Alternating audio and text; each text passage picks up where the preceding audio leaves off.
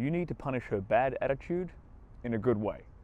In this video, I'm going to show you 3 BDSM punishments that you can implement in your relationship with your lady to help improve the relationship dynamic and help make the relationship be hotter and heavier where it counts.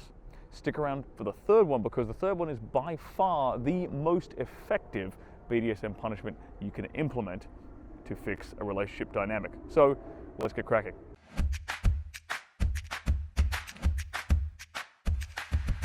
My name is Stirling Cooper, award-winning X-rated film star, former high-class male companion. Welcome to my YouTube channel. In BDSM dom-sub relationships, punishments are used as a deterrent against breaking pre-established rules in the relationship. Bratty behavior, unwanted behavior, undesirable behavior. It's used to correct that and get your submissive acting correctly.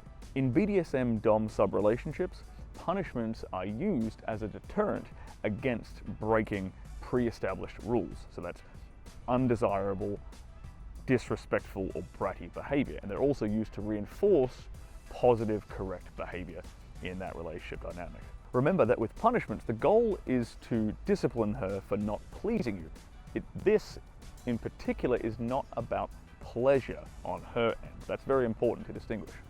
A punishment needs to be something that isn't deemed as fun for her, whilst at the same time not pushing her hard limits. So for example, spanking, a lot of the time, is quite a pleasurable experience for the sub, especially if she's a pain sub.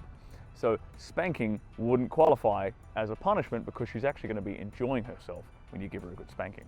A punishment is something that is deliberately unpleasant for your submissive. So before we get into some examples, make sure that your sub knows why you're punishing her. Make sure she knows exactly what pre-established rule she broke, what kind of behavior she used that caused you to punish her. Was it disrespectful? Was it unwanted? Was it undesirable? Was it bratty? Make sure she knows exactly what boundary, what rule she violated, so she can correct her behavior. So the first BDSM punishment example I'm going to give you today is panties in the mouth.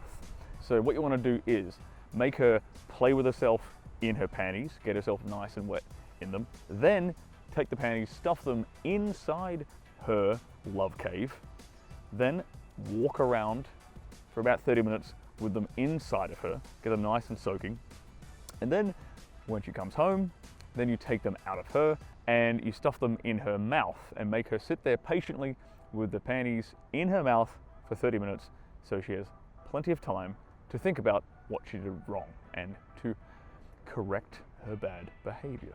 The second example of a BDSM punishment I'm going to give you today is ice cube punishment. There are a few different ways you can implement and use ice cubes, but first and foremost, be careful not to let unmelted ice cubes linger on any particular part of skin for too long, as you can cause an ice burn.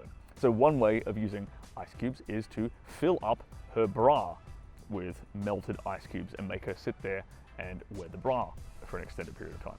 Another way of implementing ice cubes is to do the exact same thing, but with her panties.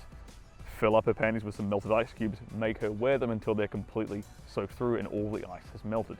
Another way of doing this is to stuff melting ice cubes, not dry ice cubes because they can burn your skin, but melting ice cubes into her, and then make her put her panties on, and then again wait until they're all soaked through and it is all run out of her. This is a very unpleasant, uncomfortable situation to put her in, and again, reinforce this, make sure she knows why you're punishing her. What exactly did she do to deserve this punishment?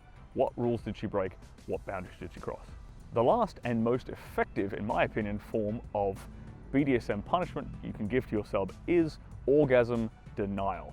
Orgasms are for you, they're not for her. Orgasms are a reward for good behavior. You don't let your sub orgasm if she's been misbehaving. If she's been behaving badly, she hasn't earned her orgasm. So what you want to do is edge her to the point where she can't take it anymore and she's on edge, she's about to orgasm, and then denying that from her.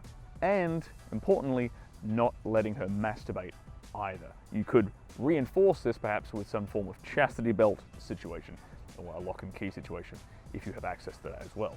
In my opinion, orgasm denial is the best form of BDSM punishment, because every girl loves to orgasm, every girl loves her daddy to give her a good, strong orgasm.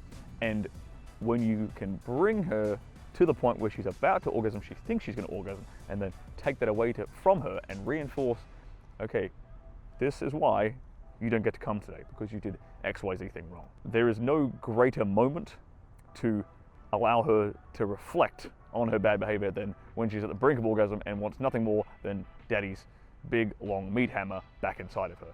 As with any BDSM punishment, make sure that you apply aftercare to your sub after administering the punishment.